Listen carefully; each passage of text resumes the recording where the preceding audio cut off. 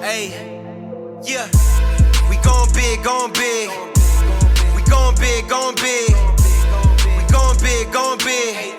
Don't trip, gotta get it how you live, hey, yeah. Welcome to the Let's Think About It podcast, where high achievers stop performing and start transforming.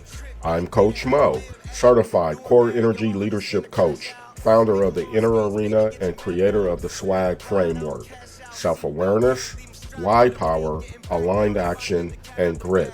Around here, we train your mindset, challenge your limits, and turn pressure into purpose. Subscribe now and join me on YouTube at S.W.A.G Coaching. So let's get your reps in. We gon' big, gon' big. We gon' big, gon' big. We gon' big, gon' big. Don't trip, gotta get it how you. Welcome to another episode of the Let's Think About It podcast. I'm your host, Coach Mo, and I'm here with another amazing guest, and his name is Joe Wyrwus. How you doing, brother? I'm doing great. Happy to be here with you today, Coach Mo. I'm happy that you're here. Where are you checking in from? Baltimore, Maryland. Baltimore, man, there was just a couple of things that just happened in Baltimore. There was a football trade that just happened, and they reneged on the trade. Lots going on with that one. Yep. Yeah, I'm a sports fanatic, but born and raised in Baltimore? A little bit south of Baltimore, Anne Arundel County. Okay. My dad's retired Army, but moved to Baltimore after college. Been here ever since. Tell my audience who you are, what you do, and the type of value that you bring. Definitely. So I'll start off with the things people love to say, which is I'm an entrepreneur and I'm a technical leader and I'm a licensed skydiver and I'm a leader. But really, for me, it's about the value I bring. And I like to create opportunities for other people, opportunities to grow, to lead, to step into themselves, to take the next step in their life and leadership and whatever looks like that goal is for them. And so I have the amazing opportunity myself to partner with individuals as well as growing companies to help them learn how to promote leaders from within, to maximize everyone's potential, and at the end of the day, promote employee retention within a company as well. Employee retention, that's an interesting buzz right now with what's going on in this world. And the economy, I believe the unemployment rate has went up over the past couple of months. So talk to me a little bit about how did you get into this role of business and helping companies with employee retention? Sure. So I'll give you a couple quick short stories to tell your audience about my journey. I was the very quiet, shy kid for the longest time.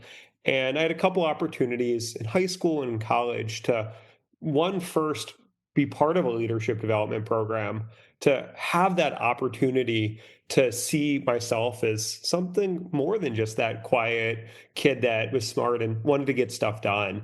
In college at the University of Maryland, I had the opportunity to create leadership development programs for other undergrads on campus. And I took that as a stepping stone to how I approach leadership, how I approach building a company. My career has been in tech consulting, supporting the US federal government. And with my current company, Anthem Engineering, I've been with them for almost 11 years now. And one of the things that we pride ourselves on is employee retention and a culture we've built where people are invested. They feel that they're doing meaningful work. They feel that we're creating opportunities for them. One of the facts I love to talk about is of our 40-ish people, a quarter of our company has been with us for 10 plus years, and over half have been with us for 5 plus years. And to your question, it's the work we do on a daily and weekly basis, supporting and setting up our employees and the people around us for success, for alignment with what they want to do, with the work that they're passionate about, and continuing on the journey with them every day, each step of the way, to figure out what they need, what makes them tick, and what makes them want to show up to work every day.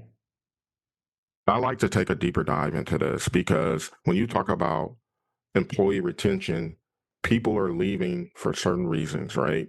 And typically they leave the person that supervises them because there might be some sort of disconnect or whatnot. But my question is, when you talk about these different types of programs, from a theoretical standpoint, you teach people how to communicate, how to do best practices and better shaping the morale. What I want to know is, how do you help a person understand how to lead self under pressure in those moments when their staff is leaving? How do they continue to show up to navigate the pressure that they're feeling that staff is leaving on their team, and how do they maintain that composure for themselves? Is that a part of an angle that you help your clients work with? I do. So I didn't mention yet that some of the other work I do is partnering with those companies to really help those managers, those leaders approach some of those challenging situations and conversations. And the first thing I always recommend is take a step back. Just when we're in the moment, when we're in the heat of an experience, we feel emotions. We feel emotions very deeply when it's something challenging. And so it's take a step back, let's pause, let's center ourselves, and then we can start diving in. And for your specific question of, hey, you have people on your team leaving the company, maybe because of you. And that's where really radical candor with yourself, taking the time to listen first. If you have a engagement feedback survey, especially if they're leaving, to really create opportunities, if unfortunately after the fact, to get some of that, but ideally during, before they've ever gotten there. What is going on? What am I doing well that makes you feel supported? What are some of my blind spots? What are the challenges I'm having? And when you start creating those lines of communication, you can start feeling out, sussing out, okay, is it me? Am I the problem here? Is it the job, the situation itself that maybe I have control of, maybe I don't? Or is it somewhere in between? And I get it. I've done it myself where we start taking things personally. And it's really finding that divide of where should I actually honestly take it personally? What are the things I acknowledge about myself, or others are acknowledging that I'm not quite there ready to acknowledge that I do need to work on? And what are the things that are outside my control that maybe I didn't spend enough time explaining why I can't do anything about them, why we're stuck in that situation? Or maybe I did, and that employee chose to leave anyway. And so I think it's taking that step back, listening, asking questions, and then start putting it into those two buckets, and then starting to really do that self work, particularly under pressure, particularly when we're feeling very strong emotions. I think it starts with the individual leader Yep. first, too, because I firmly believe that the energy that you carry into any dynamic, any organization, really has an effect on the people that you served in one way or another, directly or indirectly, right? And so, Yep. what I mean by that, if you are a leader who's consistently under pressure to get the ROI, because you are a high achiever, you naturally carry that weight and you have high expectations of self that you cannot fail. Then there may be an aspect of fear of failure, fear of not being successful, things like that. And you carry that naturally into the equation. So now you look at, you're having budget issues where you can't continuously staff certain people on your team, or they're leaving for whatever reason. That affects how you naturally judge self, because you equate it as, I'm not performing the way that I think I should be performing. And you're carrying that narrative, which translate into red alert stress, right? And the Yep. people that's receiving it, they feel it. And so that's why I created the SWAG framework: self-awareness, why power, aligned action, and grit. Because in those moments of being triggered, your swag is off. You are unaware that the inner critic is at its peak, telling you that you're not good enough in that moment. And then because of that, you may lose focus in your purpose. And then you're stagnant, which means your aligned actions are off. And then you're willing to slow down and pause and stop your momentum, meaning your swag is off. Yep. So when I talk about swag and what I just described to you, how does that parallel to what your team's philosophy in helping leaders get back on track when they're experiencing certain fears that they carry? Definitely. I love your framework. That's why I was so excited to be on your show, because as I reflected on the work I do, particularly in one on one coaching, it really started feeling a lot of alignment. And the first part, exactly to your point, is that self awareness. And through coaching, it's helping leaders really start building that self awareness through questions, through deep diving, the feelings they're having, the thoughts they're having, and then not just what they are, but unpacking why. Why is it aligned? Why am I feeling that pressure because of that budget? Is it making me look like I don't know what I'm doing, or I'm bad at my job, or I should have saw that potential market shift showing up? And particularly if you're leading a team and you're in that moment, I encourage leaders to take that self-awareness and actually name it, to bring it not only to yourself but to your team. Hey, I'm stressed right now because my budget was off and we're potentially going to have to move in a different direction. Now, don't throw gasoline on a fire that's going to have people just start hopping off of a ship that isn't burning yet, but giving them that insight into what's going on, and particularly what you're feeling and thinking, is one of the most critical things leaders can do. Because on that flip side, on the person on that team sees you starting to get a little bit more agitated, sees you being heated more in the moment, sees and feels something's off. And so they're going to start guessing and putting assumptions and trying to figure out in their mind what's going on.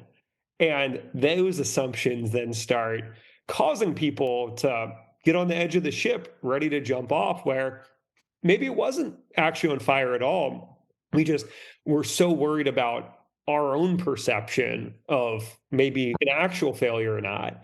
And then I think the big piece for me is always that alignment for your why and your purpose. Hey, I made this decision as a leader, as a company owner, because of this specific belief or thought or idea. And this is how it aligns with who I am. This is the choice I made. And when you can bring that also to the forefront, people start understanding what you believe in, who you are, why you make those choices. Maybe they don't agree with it. Maybe they still are hesitant with the direction. But because you brought that self awareness to the forefront and you tied it back into your own why, that's when not only the leader, but the entire team can get into that aligned action. And sometimes when it's a market shift out of your control, you can grit it through. You can keep moving forward despite the outside challenges. Absolutely. And at the end of the day, it's respect, right? Sure. A man that knows their why and their vision of where they're going, you may disagree, but you can respect that because they're wearing it on their sleeve and that's their driver to move us forward. And I think often we get distracted away from that because the pain that we feel right now, maybe of losing staff, or maybe of a change policy, maybe of a certain senior leadership decision, it hurts in that moment. And in that moment, you're naturally distracted away from your purpose and your why if you let it, because that distraction elevates the inner critic, that punk ass inner critic, by the way. Yeah. It elevates it, right? To where that voice that sounds like you in your head, it becomes real. And you think it's a voice of reason when it can be a voice of more discouragement, avoidance. So, my next question that I want to ask you is what are some common misconceptions that these leaders carry about why people are leaving and the struggles that they have with employee retention? Yeah. I think one of them that right away pops into my head is, oh, they just wanted more money, or that's the only thing they care about, the benefits and the money. And sure, if you're underpaying someone, if they could get double the salary by leaving, then there's a reasonable expectation there. But in my industry, so many times people leave to just get a 5 or 10% pay bump. And I don't quote me on this, but I'm pretty sure I've heard studies that people will actually switch companies for less money. And so one of the main misconceptions, especially in the tech industry, is, oh, they just are after that next big payday.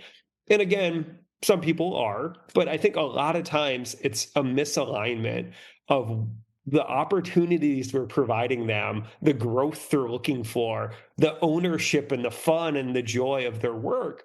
And so one of those is right off the bat, hey, don't just assume because they did get a pay raise or they left, it's because it's just the benefits and the money they care about. I think the other one is really back to the initial part of the conversation where, as leaders, we take things too personally sometimes, and we think that it's a reflection of what we were doing. And sometimes it's just a misalignment of what that person needs in their season of life. And so there's that balance of, okay, was there things I could have done better? But taking that self-critical guy in your head or off your shoulder and saying, or maybe there's just some things that just don't fit with our organization. And that's why I always stress, as you're hiring, as you're trying to find candidate fits, yes, you need the skills, but it's that organizational cultural fit that, in my opinion, is one of the most aligned things. And so when I see people typically leave within the first 6 months to a year being in a company, to me, I think there wasn't an organizational fit. It probably wasn't the leader. Other people are staying. How do you fix that, particularly as you bring people on? And then I think the last one is maybe a misconception, or maybe it's not, which is, hey, maybe I did do a bad job and their complaints are about other things, but they're just trying to go quietly into the night and protect themselves. And they didn't give me the critical feedback that I need as a leader, as a company owner, as whatever position. And that's why I always, again, encourage, ask as many questions as possible and listen. Don't then respond and judge, but to listen. And I think the third misconception is it wasn't about us, it was them. And sometimes it's, no, you and your company, your culture, your structure needs a lot of work to retain people for much, much longer than 6 months to a year. To your point, I think it's a little deeper, in my opinion. Yeah, I'm thinking of it from a standpoint of misalignment in values. definitely. Because think about it, when the employee first took the job, they were excited, they were happy, ready to take on this new task, this new role, move forward, elevate their career. Some point during that journey, and no one will really ever admit this because it happens subconsciously, but when our values become misaligned with the company's values, right, it creates a little bit more of this hesitation that maybe I should be looking for something else. So the real question is, at what point does an individual's alignment of their values become disconnected with the values of the organization or the values of their unit that they're working for or the values of their supervisor that they report directly to? At some point, there was something that happened that triggered my values doesn't align here right now. In my opinion, that's the deeper rooted issue. How are the people that are leaving organizations, how much of their values are offline to what the organization's values are? I think that's a really important question to ask. And then Yep. it's tough, though, for an organization to take a deeper look at themselves from that standpoint, because it's one thing, right, to say we embrace DEI, we embrace diversity, but then you get into the organization, the actions doesn't match that. And then you have an individual who works for that organization and they value maybe family, diversity, and that's key. Those behaviors of the organization doesn't match what they're saying. then the employee naturally will start looking for another job if that's an important value to them. And that's the SWAG framework. And what I described, that's the signal, honestly, to let you know that your values are not in alignment because you feel funny about the dynamic of what's happening in this situation. And so that's kind of my take on it. How important is that with the organization really following through on the values that they put out there to their organizations for their teams and employees to follow? Yeah, you were spot on with that, Coach Mo. And I'll share a story. As we hopped on this call, I alluded to it. Right now, I'm literally coming out of the middle of a situation like that. I do a lot of nonprofit volunteer work, and one organization I've Mhm. been involved with, this is my ninth year. And about a month ago, I started feeling that misalignment. I was effectively a middle manager in this volunteer role, and I've done it before. I know what, for me, it looks like to be in alignment, what allows me to be successful, what allows me to really support my team. And unfortunately, there were continued moments. And so we had a conversation a week or so ago, tried to get back on the same page, and it actually made the misalignment even wider. And our theme today is a composure under pressure. And I think there was failure on my part and on the organization's leaders' parts where we both lost a little bit of that composure and we widened the gap even farther.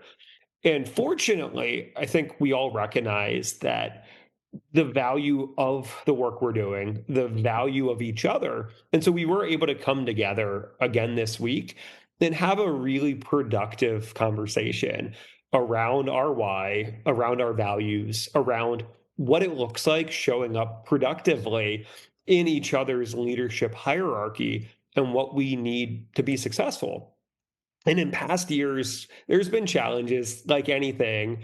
And me personally, I've gritted it out. I've said, okay, there's some things I disagree with, but I care about my role. I care about the people, particularly under me, that I'm getting to create an environment for. And so I'll work through those challenges. But this year, I had a very good, deep conversation with a friend, and the word he used was survive. And I said to him, I don't want to be surviving. I want to be thriving. I want to feel that not only are we aligned, but we are moving in such a great direction together. And through our last conversation I had with the leadership team, I realized that unfortunately, I would not be thriving anymore. I would just be surviving. But I was able to come to that conclusion, not in that reactionary state, not in that very gut deep emotional state, but because we all took a breath, we came together under this very pressure situation because we need to move forward with so much volunteer work right now. And we came to a mutual decision that this was actually the year for me to step away. Maybe the future has me coming back, but this year, because of the misalignment, that there wasn't going to be that productive, thriving situation for all of us. And as leaders, it's so challenging to experience that because honestly, there's just so much joy I feel in that role in working with these other individuals for putting on the program. But it's at the same time, that misalignment of values was there. And so to your question, yeah, it's the number one important thing and why people sometimes leave after many years with the same organization that they care deeply about. So, in a nutshell, you help companies pause for a minute, take a step back, look at the big picture, understand your why. From that why, you have purpose. And with purpose, you can start to make better decisions on how you can retain your employees. Is that what you're telling me? Yes, you're spot on, Mo. Man, that is swag. That's swag. All right, I'm gonna have to work with you on a partnership here to start using some of your material. It's all good. What's the name of your company? It is Wiser with Joe, but wiser with a Y, because the why is the most important thing to start with. And how can my audience find you? More So, information. two ways. The first, connect with me on LinkedIn. I post leadership development content, personal stories, ideas, and frameworks 2 to 3 times a week. So definitely connect with me, follow me on LinkedIn. And then the second one is my website, wiserwithjoe.com, wiser with a Y. And you can find out about some of the coaching work I do, the keynotes, and the facilitated trainings that I love to create to partner with individuals and organizations. That's awesome. What's one of your top leadership development tools that you offer on your website?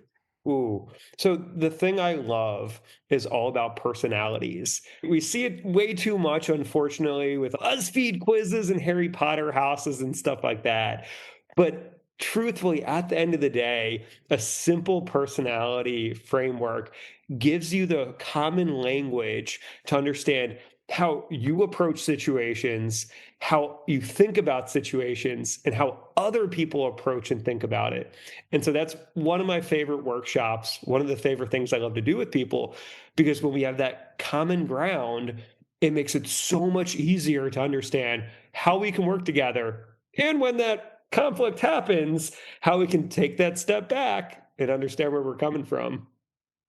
In a way, it gives people a sense of power of choice too. When you can understand how you personally show up and then how your peers and people around you, I'm also assuming that you learn certain behavioral traits that you can pick up in other people going through these types of development tools. And then that helps you regulate self Yep. naturally better. So when these stressful moments happen, one, we can pause. Number two, we can implement what we've learned through one of your leadership personality development tools. And then you can choose accordingly because now you have power of choice.